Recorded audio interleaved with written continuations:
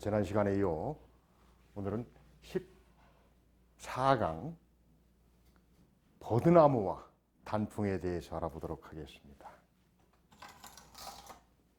이 양은 버드나무 양, 버드나무 유입니다. 이 우이라는 것은 지명입니다. 우이성. 가늘새, 가지지, 들이울수, 정역할적, 놀유, 유세할유. 유세한다는 것은 여러 지역을 다니면서 자기의 뜻을 펼치고 이렇게 알리는 것을 유세라고 하죠. 선거 유세할 때 바로 이 유자를 씁니다. 탕, 방탕할 탕. 그럼 한편 이 버드나무를 소개하는 것을 한번 살펴보도록 하죠. 양유라, 버드나무라, 위성, 춘풍이. 위성이라고 하는 것은 옛날에 진나라의 수도였던 함양을 위성이라고 합니다. 위성이 봄바람에 가는 가지가 들이오기가 실 같아서. 정부라고 하는 것은 옛날에 이제 정역에 나간다는 거, 전쟁에 나가는 거죠. 정역에 나간 그 부인이 결한 한을 품죠. 신랑이 언제 올지도 모르고 계약할지도 못하는데 그 버드나무 가지 흔들리는 모습을 보면 유자, 여러 곳을 다니면서 유세하거나 또는 유흥에 젖어 있는 그런 사람들은 탕정, 바로 방탕한 정에 쌓일 수밖에 없다는 것이죠. 다음에는 단풍을 소개하는 것을 한번 살펴보도록 하겠습니다. 붉은 단자죠. 단풍나무 풍자입니다. 원래 단풍은 여러 색깔이 있습니다만 그래도 붉은 것이 대표적이죠. 물들 염자. 나렴이라고 하는 얘기를 여러분들 들어보셨나 모르겠어요. 나렴.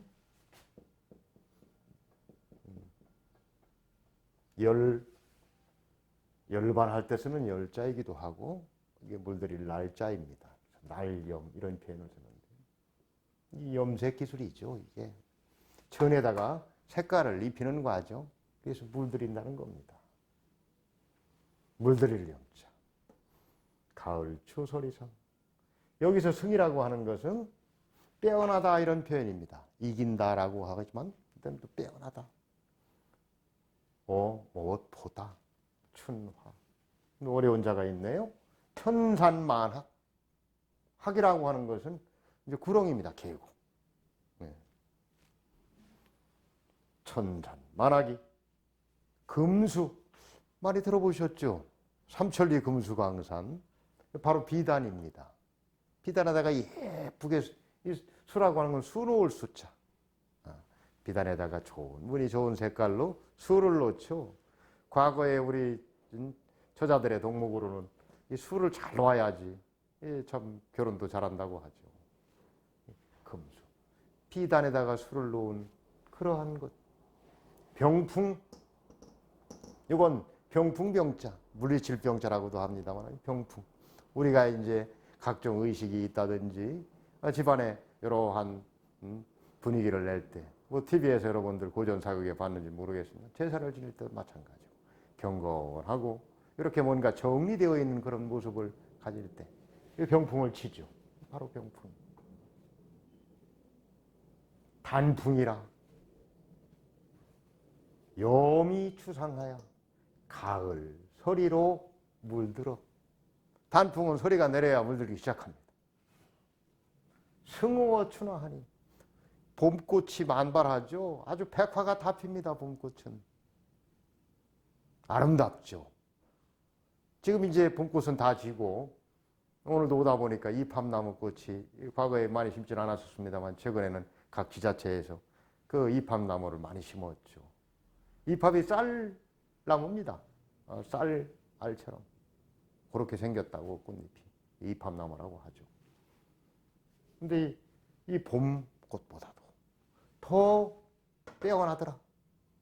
빼어나다는 건 아름답다는 얘기죠. 꽃길에 서로 비교를 한다는 것은.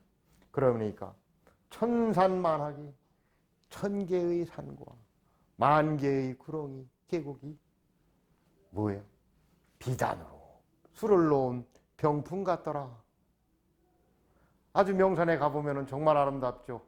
가을에 가서 그 단풍이 물들어 가지고 있는 그 모습을 보면 바로 금수병풍이라 이것을 얘기하고 있습니다. 자, 그럼 먼저 버드나무를 한번 좀 알아보죠. 여러분들은 이 버드나무하고 어떤 추억이 있는지 모르겠습니다.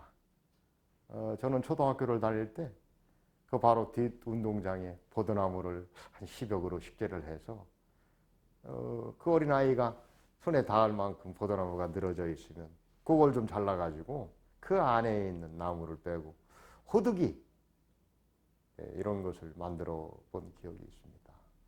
나무가 굉장히 부드러워서 유약하죠. 잘 꺾여지도 않습니다. 근데 그 안은.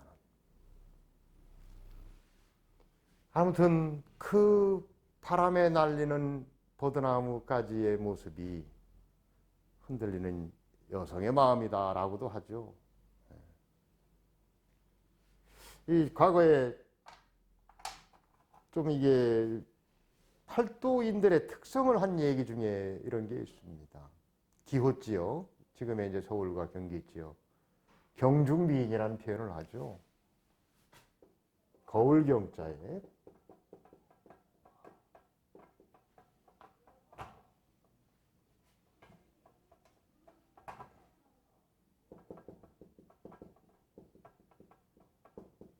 경중미인이다.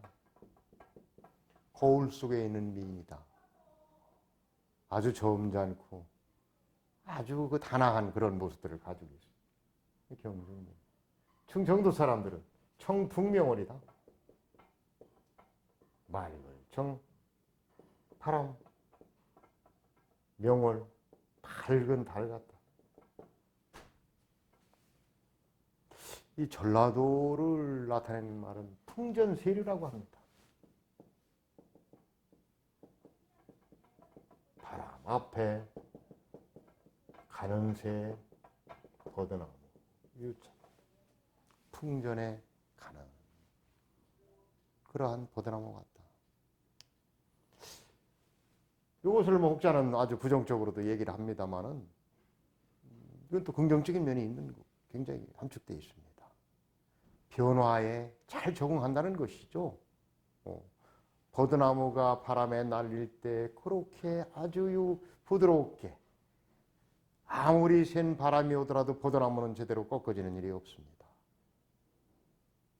뭐 미풍에는 관계없지만 돌풍이라든지 강풍에도 아주 가지 하나 꺾이지 않고 온전한 모습을 가지고 있다는 것. 이러한 기질을 가지고 있어서 뭐 그런 표현도 하죠. 이 바로 버드나무 아름답죠. 그 버드나무 흩날리는 모습을 보면은 정말 사람들이 많은 생각을 갖게 됩니다. 그럼 과거에는 어떤 생각들을 했을까요? 한번 살펴보도록 하죠.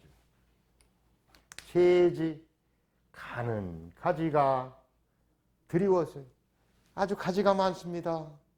그 드리워가지고 어떻게 쭉 늘어진 모습이 바로 실이 늘어뜨리는 것 같아요. 실타래에서 실이 늘어지는 거죠. 그러다가 보니까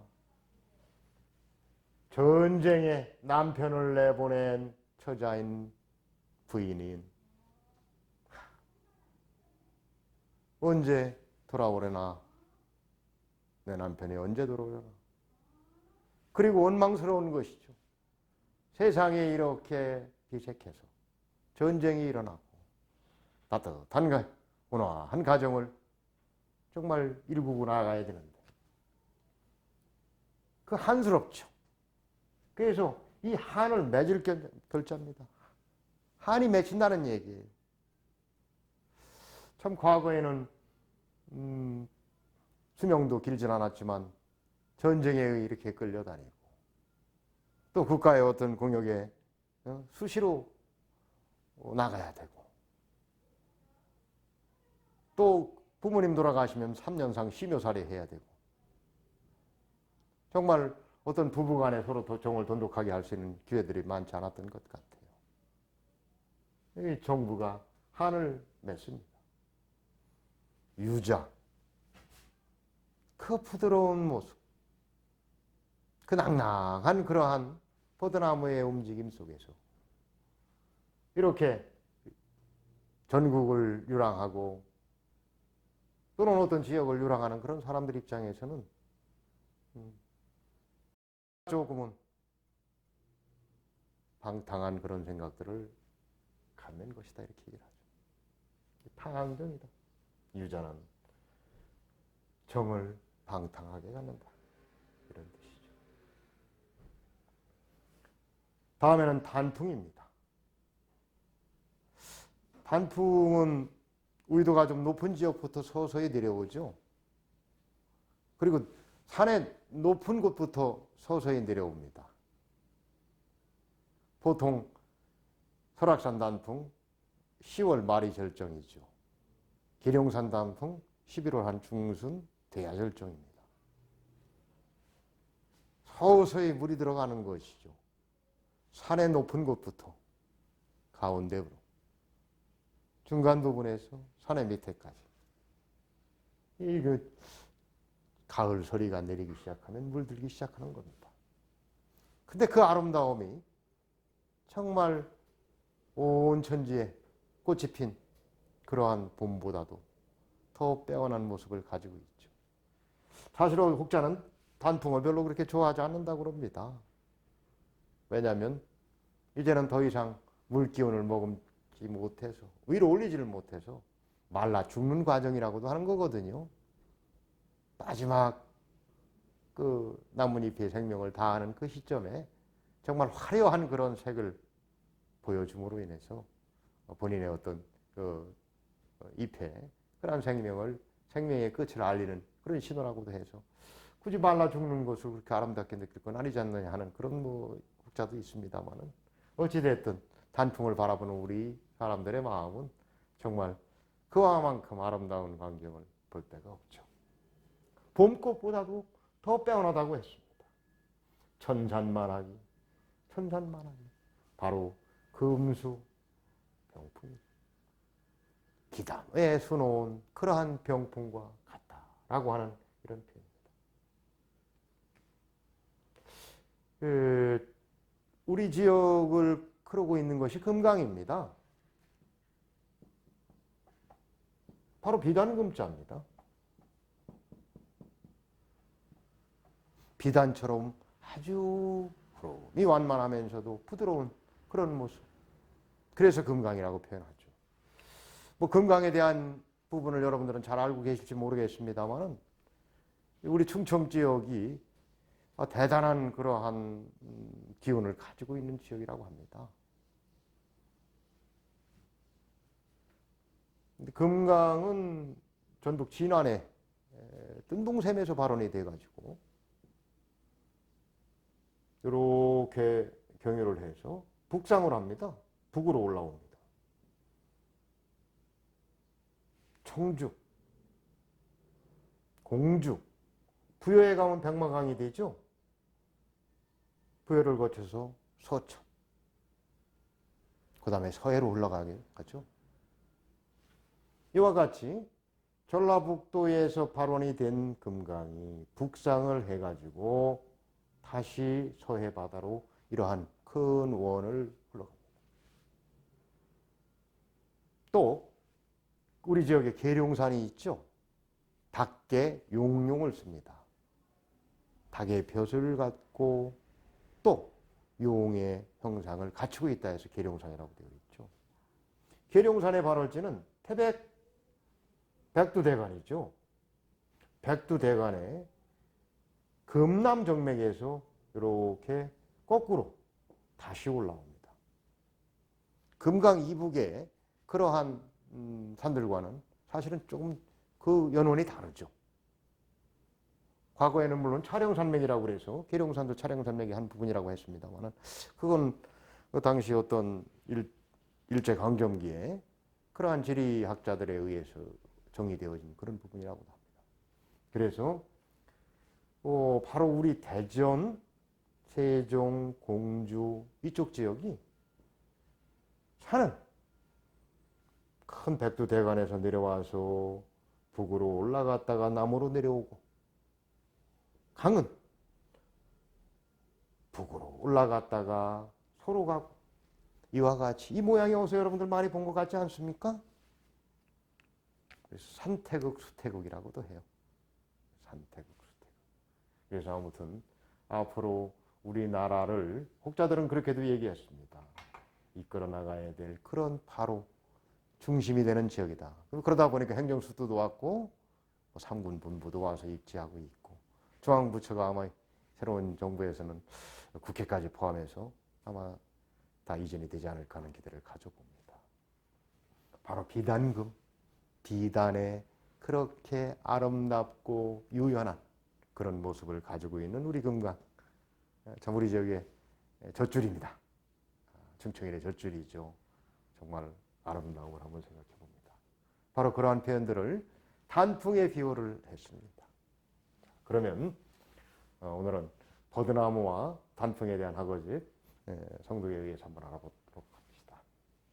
양요라 의성 춘풍의 세지수사하야 정부 결안하고 유자 탐정이 이로다. 버드나무라 의성의 봄바람에 가는 가지가 실처럼 드리워서 정역에 나간 신랑의 부인은 한을 맺고, 유자는 방탕한 사람은 방탕한 정의 자이더라. 이런 얘기. 단풍이라 염이 주상하야 승어 준화하니 천산만하기 금수병풍이 이로다. 단풍이라 추상으로 물들어서 봄꽃보다도 빼어나니 천산의 만하기 비단으로 술을 놓은 병풍 같구나. 버드나무와 단풍 정말 아름답고 그러한 유연한 모습들 한번 생각해보는 그런 시간이었던 것 같습니다. 아름다운 금강에 우리 지역에 있는 우리 충청인들 정말 자부심 가져도 좋을 듯합니다. 예, 마치겠습니다. 감사합니다.